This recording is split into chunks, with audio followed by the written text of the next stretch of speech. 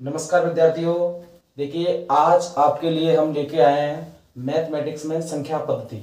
और संख्या पद्धति में हम देखते हैं आज विभिन्न प्रकार की संख्याएं, जिसमें प्राकृत संख्याएं, पूर्ण संख्याएं, पूर्णांक संख्याएं, परमेय संख्याएं, अपरमेय संख्याएं, इसी प्रकार की हमारी बहुत सारी संख्याएं हैं। तो देखिए, सबसे पहले अपन हेडिंग लगाते हैं संख्या पद्धति। विद्यार्थियों, संख्या पद्धति को इंग्लिश में कहते हैं नंबर सिस्टम। क्या कहते हैं? Number system. देखिए, सबसे पहले इसमें स्टार्ट करते हैं हम प्राकृत संख्याएं। प्राकृत संख्याएं, प्राकृत संख्याएं। देखिए, प्राकृत संख्याओं को इंग्लिश में कहते हैं नेचुरल नंबर्स। Natural numbers. देखिए, सबसे पहले अपन प्राकृत संख्याओं की बात करते हैं तो हम सुबह शाम जब भी हमें समय मिलता है घूमने के लिए जाते हैं। अपन किसी बगीचे में पेड़ पौधे, पशु पक्षी या किसी पुष्प को अपन काउंट करते हैं, या अपन किसी व्यक्तियों की संख्या को काउंट करते हैं, तो उसमें अपन देखते हैं कि हम स्टार्ट करते हैं एक से। अर्थात प्राकृत संख्या हमारी प्रारंभ होती है एक से। ऐसे कह सकते हैं एक से प्रारंभ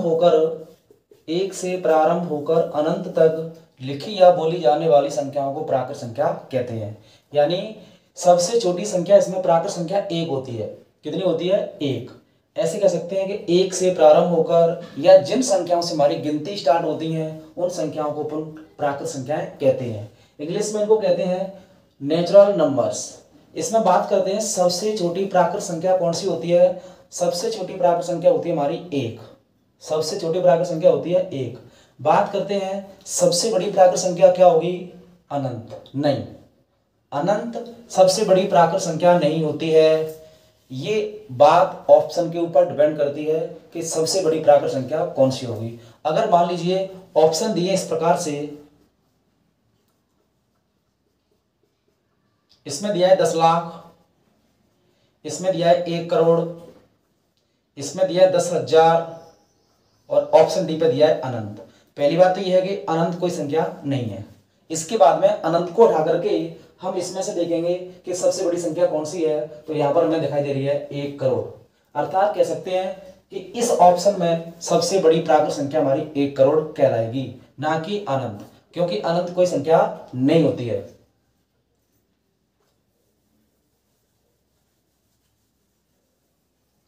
इसके बाद में देखते हैं हम पूर्ण संख्याएं।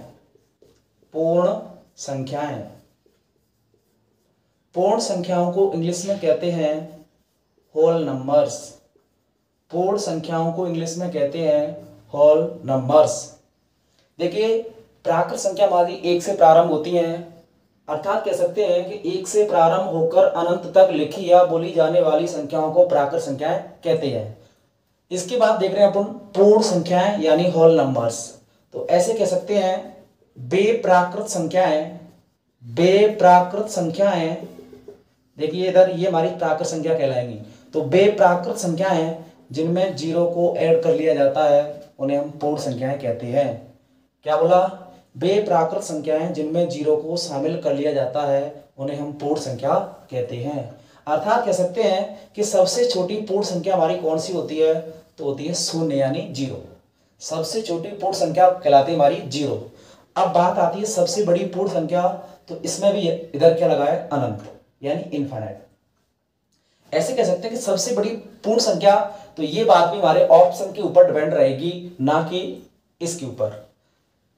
बात करते हैं पूर्णांक संख्याओं की। पूर्णांक संख्या। पूर्णांक संख्याओं को कहते हैं इंग्लिश में integer numbers. Integer numbers. Integer numbers. पूर्णांक संख्याएं इंग्लिश में कहते हैं इनको इंटीजर नंबर्स। देखिए, पूर्णांक संख्या किसे कहते हैं? तो बेपूर्ण संख्या जिनमें नेगेटिव संख्याओं को शामिल कर लिया जाए, बेपूर्ण संख्याएं। अर्थात पूर्ण संख्या कौन सी होती हैं? 0, 1, 2, 3, 4, 5 डॉट डॉट डॉट अनंत। ये संख्या कहलाती हमारी पूर्ण संख्याएं। क्या कहलाती हैं? पूर्ण संख्याएं। इनमें क्या करना है हमें? ऋणात्मक संख्याओं को शामिल कर लेना है, ऋणात्मक संख्याओं को शामिल कर लेना है।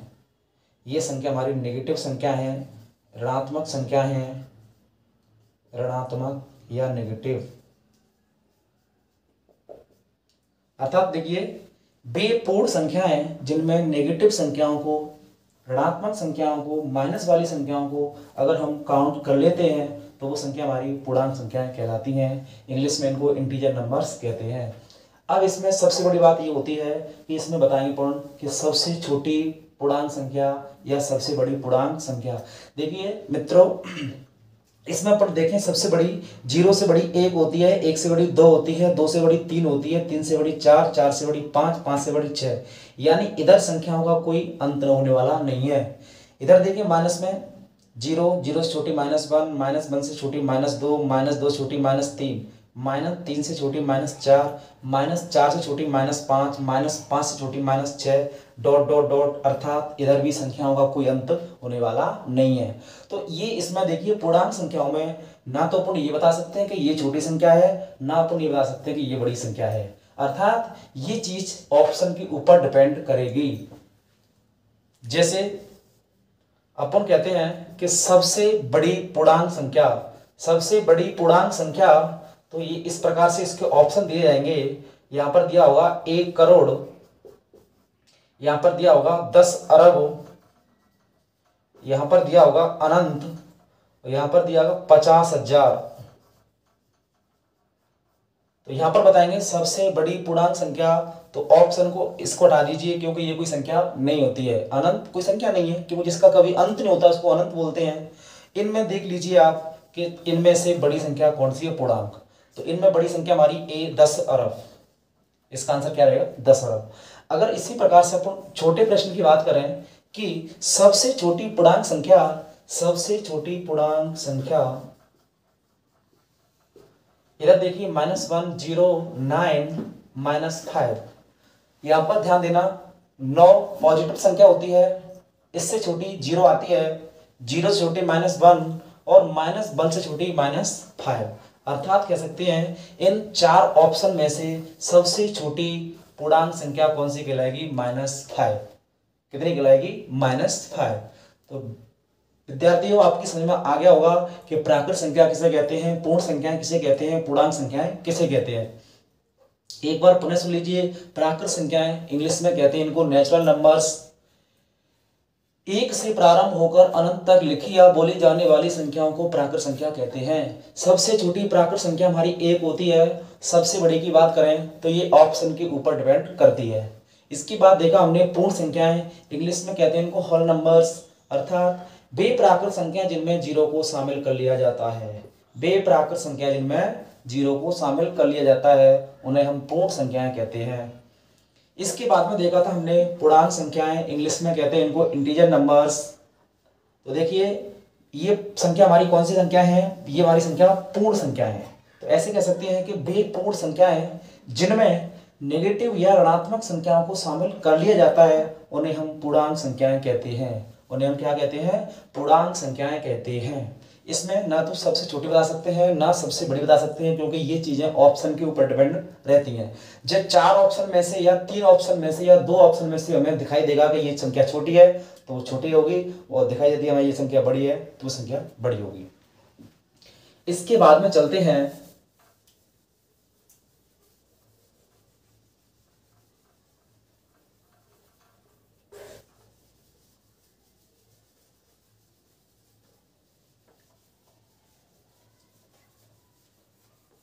इसके बाद में आती हैं परमेय संख्याएं।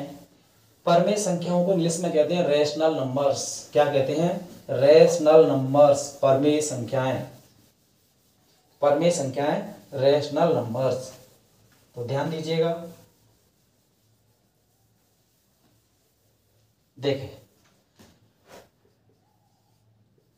परमेय संख्याएं, परमेय संख्याएं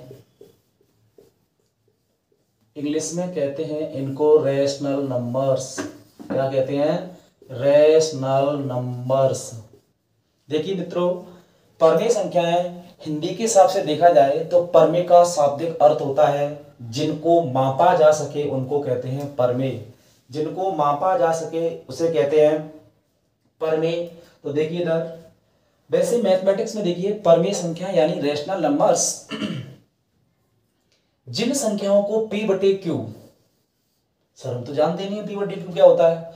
तो देखिए यार, जिन संख्याओं को p बटे क्यू यानी p को हम अपनी भाषा में बोलेंगे अंश और q को बोलेंगे हर, अर्थात कह सकते हैं जिन संख्याओं को अंश बटे हर के रूप में लिख सकते हैं, जिन संख्याओं को अंश बटे हर या p बटे क्यू के रूप में लिख सकते हैं,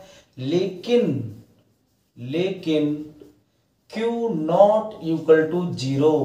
इसका मतलब होता है कि q का मान 0 नहीं होना चाहिए। q का मान क्या नहीं होना चाहिए? 0 नहीं होना चाहिए।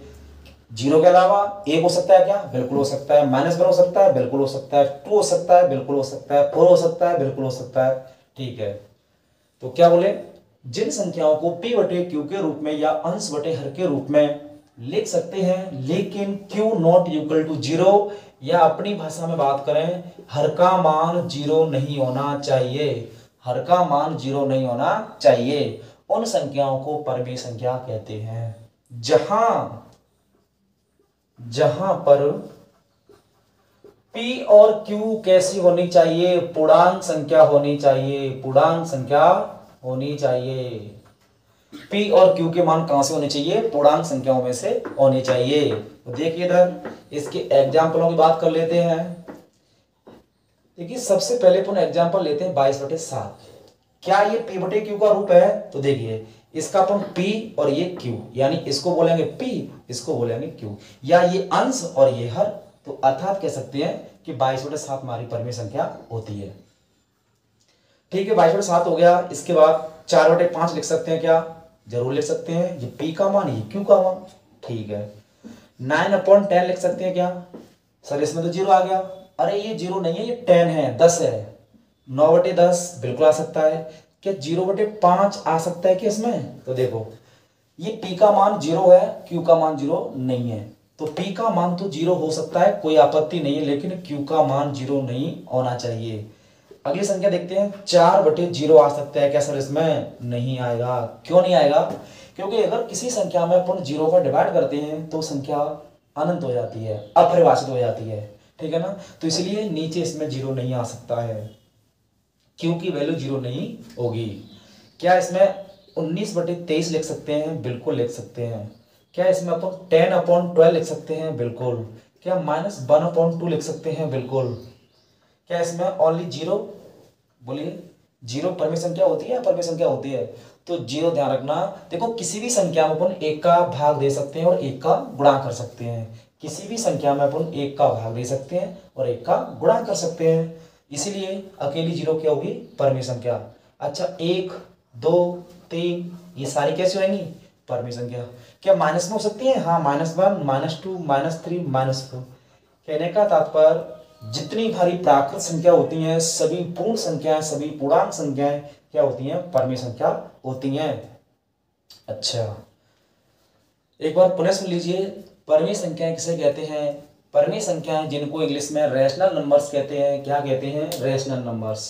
तो ध्यान दीजिए, जिन संख्याओं को p बटे q के रूप में लिख सकते हैं या अंश बटे हर के रूप में लिख सकते हैं, लेकिन q नॉट इक्वल टू 0 या हर का मान 0 नहीं होना चाहिए, और p और q के मान पूर्णांक संख्याओं में से होने चाहिए। जैसे 22/7 p बटे q है, 4/5 p बटे q है, 9/10 p बटे q है। क्या सॉरी, क्या देखो इनमें किसी का q का मान 0 है क्या? नहीं है। यानी q का मतलब हर किसी का 0 है क्या? नहीं। सर ये 0 है तो सही, लेकिन इसमें अपन 1 का भाग देंगे ना किसी भी संख्या में, तो नीचे इसका हर है ना, तो 0 नहीं है। क्या है? 1 है। तो देखिए इसके बाद में अपन अगले एपिसोड में बात करते हैं